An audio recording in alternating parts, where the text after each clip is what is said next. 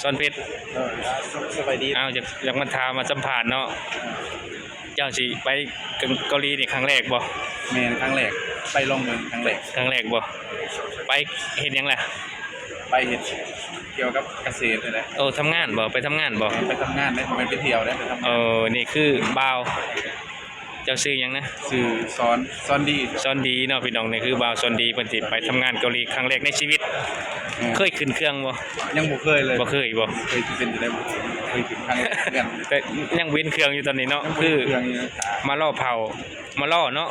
ก่อนจะได้ขึ้นเครื่องบินเฮือยุ่นบ้านเฮาว่าเนาะอยู่สนามบินอยู่เวียงจันทน์เนาะ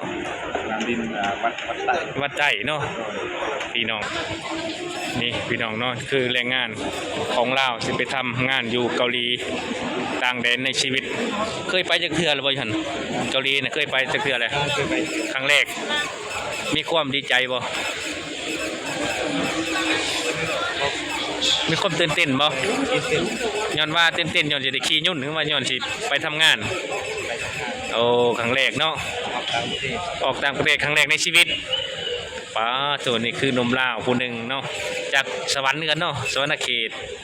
แม่นพี่น้องนี่มีแต่คนสวรรค์ได้นั่งนำกันอยู่พี่คนสวรรค์พี่น้องนี่หน้าตาก็อย่างดีแน่กันมาจากสวรรค์อยากรอเลยเนาะอยากรอแน่ได้มีเสือกับบริษัทให้มาสีเขียวอ่อนๆพี่น้องเนาะบ่ใส่สิได้จบคลิปไปเพียงสมีเนาะพี่น้องเนาะเดินทางเดี๋ยวบ่ใส่สบายดีพอๆกับเบาใส่เนาะมื้อนี้เบาใส่ได้มาเห็นสนามบินอยู่เวียงจันทน์พี่น้องสนามบินวัดไต่ตะบนว่าเนาะในเวียงจันทน์พี่น้องเบิ่งในคนอย่างหลายเลยทุกคนเนาะนี่คือ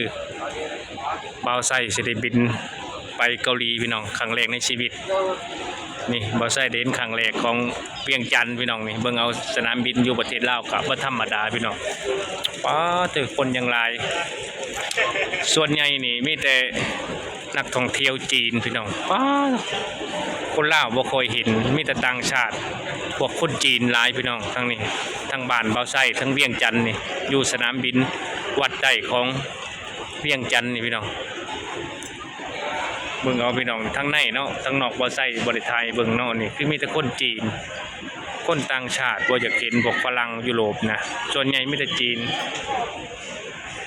นี่พี่น้องเนาะบ่ใส่ก็สิไปเกาหลีมื้อนี้พี่น้องวันแรกเดี๋ยวสิมาสัมภาษณ์ทุกคนที่ไปทำงานเกาหลีพี่น้องเนาะคือบะโมบ่ใส่สบายดีบ่าวซอนเพชรสบายดีอยากมาถามมาสัมภาษณ์เนาะเจ้าสิไปเกาหลีนี่ครั้งแรกบ่แมนครั้งแรกไปลองเมืองครั้งแรกบ่ไปเฮ็ดหยังล่ะไปเห็นเกี่ยวกับเกษตรเลยนะทำงานบ่ไปทำงานบ่ไปทำงานได้ไปเที่ยวได้ไปทำงานนี่คือบ่าวเจ้าชื่อหยังนะชื่อซอนดีเนาะพี่น้องนี่คือบ่าวซอนดีเพิ่นสิไปทำงานเกาหลีครั้งแรกในชีวิตเคยขึ้นเครื่องบ่ยังบ่เคยเลยบ่เคยเป็นจะได้เคยขึ้นครั้งแรกกันแต่ยังเว้นเครื่องอยู่ตอนนี้เนาะคือมาล่อเผามาล่อเนาะก่อนจะได้ขึ้นเครื่องบินเฮือยุ่นบ้านเฮาว่าเนาะอยู่สนามบินอยู่เวียงจันทน์เนาะสนามบินวัดไต่เนาะพี่น้องนี่คือหมู่บ่ใส่นี่แหละสิไปนำกันบ่ฮู้ว่าสิได้อยู่นำกันบ่ในที่เด้ออยากมาเฮ็ดงานอยู่เกาหลีก็มาซื้อเนาะเข้ามาหาเงินนำกันไปฮอดเกาหลีก็จะได้อยู่นำกันเนาะเฮาสิได้ถ่ายอีกรอบนึงเนาะพี่น้องเนาะนี่มึงนี่พี่นี่มาหมู่ก็ไปนำกันนี่เนาะนี่ไปนี่มาทางใดเจ้านี่ลงมาบางซำเหนือลงมาบางลงมาบางเนาะนครลงเวียงจันทน์เนาะคนลงมาบางเพิ่นนี่เนาะอันนี้ได้เพิ่นนั่นเด้สารคามนครลงเวียงจันทน์พี่น้องนี่สิไปพร้อมกันบินพร้อมกันเนาะวันที่19มื้อนี้ตอนบ่ายเนาะพี่น้องนี่คือแรงงานสิไปสู่อยู่เกาหลีพี่น้องเอ้ยนี่คือนี่มาเบิ่งหัวหน้าใหญ่เพิ่นทั้งพี่หัวหน้าท่าประชุมพี่น้องเนาะอุบลอีกแหละหัวหน้าท่าประชุมเพิ่นนี่หัวหน้าใหญ่พี่น้องเบิ่งได้เบิ่งที่พี่น้องเดี๋ยวได้สิเบิ่งให้เบิ่งรอบๆทั้งนั้นเนาะบ่ใส่สิถ่ายไปเรื่อยๆพี่น้องสิเบิ่งภายในนี่คือชั้นแรกเนาะชั้น2อยู่ข้างบนพวกพี่น้องเนาะ แต่ว่าเขามาเครื่องบินนี่มองนี่สถานที่มันโอ้ก็เจ้าก็ขายของมีความแตกต่างกันพี่น้องเนาะจากซื้อน้ำดื่มขวดละ10 บาทหรือว่า10,000 กีบเนาะมาอยู่พี่นี่ขวดละ30,000เลยพี่น้องโอ้ถือว่าแพงอยู่ในสนามบินเนาะของกินก๋วยเตี๋ยวก็จาก50,000อยู่สนามบินนี่แสนกว่ากีบพี่น้องเนาะนี่คือความแตกต่างข้างนอกกับในพื้นที่เครื่องบินนี่เนาะพี่น้องแถวนี้มีแต่คนจีนพี่น้องจีนหลายขนาดจีนหลายพี่น้องเนาะนี่สบายดีเด้นี่พ่อโมอีกแล้วพี่น้องเนาะนี่โมสิไปนี่สบายดีเนาะสบายดีปุ่นนี่ก็เพื่อนใหม่อีกแล้วพี่น้องเนาะนี่คือสิไปพร้อมกันในรอบนี้14 คนพี่น้องสิบินเมืองในคนพี่น้องคนบ่ใช่ก็บ่เคยเห็นแบบสถานที่แบบนี้ใหญ่เนาะครั้งแรกในชีวิตพี่น้องเอ้ยมีแต่จีนพี่น้องนี่คนจีนบ่มีต่างชาติฝรั่งบ่ค่อยเห็นคันว่าความคนลาวคนยุโรปกับจีนนี่จีนสิมี 90% อยู่นี่พี่น้อง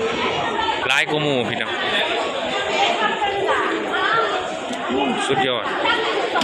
นี่จีนอีกเลยพี่น้องเนาะหลายขนาด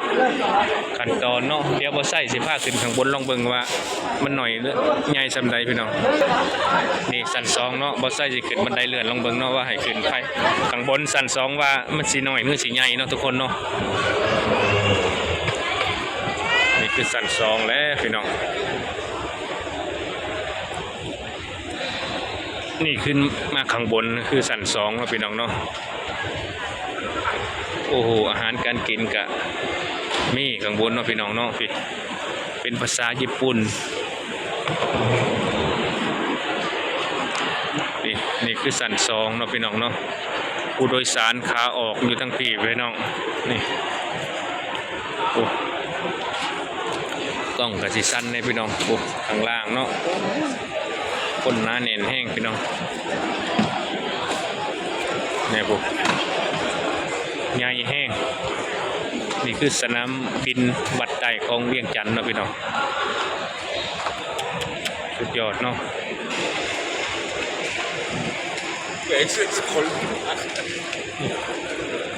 90-80%นี่คือคนจีนพี่น้องเป็นของกินของยังกะลาอยู่พี่น้องเนาะเดี๋ยวพอใส่ลงข้างล่างก่อนเนาะพี่น้องเนาะผมใส่กระบอกกาดทายเป็นได้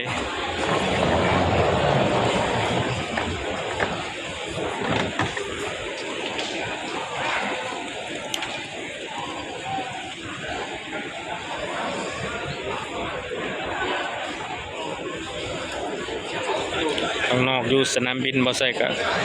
บ่ได้ออกไปเบิ่งเนาะว่ามันอยู่จุดใดบ่ใส่กะบ่ฮู้ครั้งแรกในชีวิตที่เข้ามาในจุดนี้ของอยู่ในประเทศลาวคือสนามบินวัดไต่ของลาวเนาะพี่น้องเนาะนี่โอ้โหนี่เบิ่งเอาพี่น้องหน่อยคือหลายเนาะนี่คือมาเบิ่งอยู่พี่เนี่ยโอ้คนหลายพี่น้องขึ้นมาเวียงครั้งแรกก็ความแตกต่างกับอยู่บ้านก็โอ้มีความแตกต่างหลายเนาะ1รถก็หลายรถอยู่เวียงนี่ก็บ่ธรรมดาเนาะพี่น้องคนหลายแห้งเบิ่งเอาพี่น้องเนาะนี่อยู่ข้างนอกขาเข่าพี่น้องนะบ่ทันได้ซื้อปีซ้ํบ่ทันได้ซื้อตั๋วบินไปพี่น้องเนาะเพราะว่าเพิ่นรอบบ่าย2เนาะเดินทางไปเวียดนามอีกต่อรถเครื่องบินอยู่เวียดนามนี่พี่น้องนี่คือหมู่เนาะพี่หมู่สิไปเกาหลีนี่พี่น้อง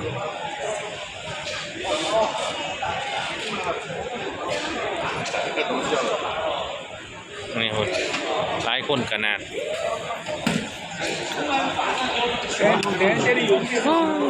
นี่แหละอยากได้แต่อีฟในหูซับ